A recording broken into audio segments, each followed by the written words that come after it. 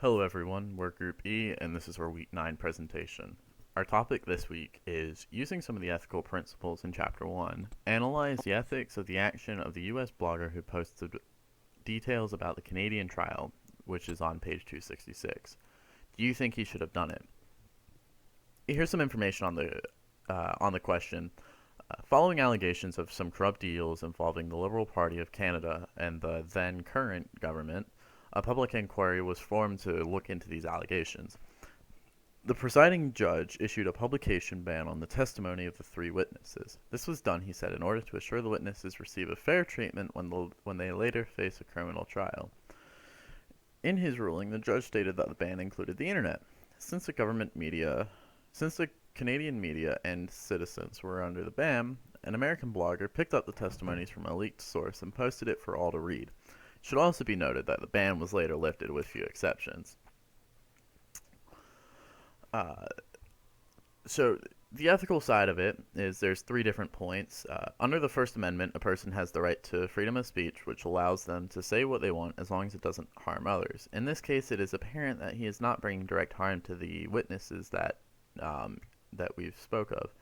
He also has the freedom of press, which allows him to circulate his opinion in print, internet in this case, and not worry about the government intervening.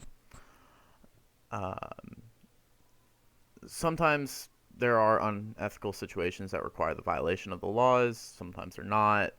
And then the non-ethical side of it uh, in is in other countries, what we see wrong may not be wrong for their citizens. Cultures around the world are different, and they have different laws than ours.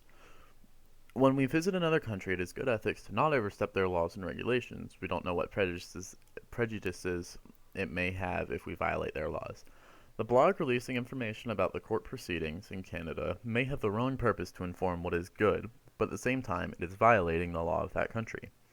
And also, it ends up being a persuasive means. The blogs with this kind of content are of high social interest, and they may have a negative influence in the way people think about certain issues.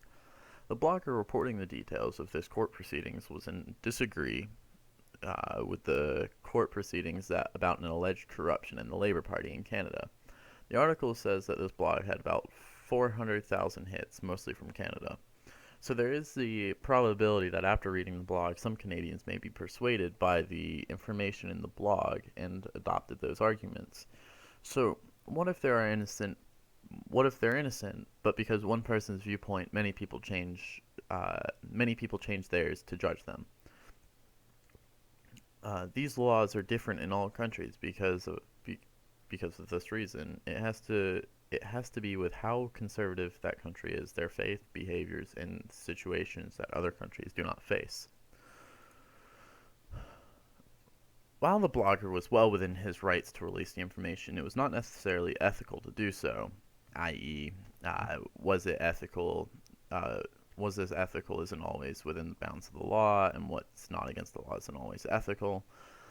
The blogger did not acknowledge the fact he was breaking any of Canada's laws and should have considered this fact.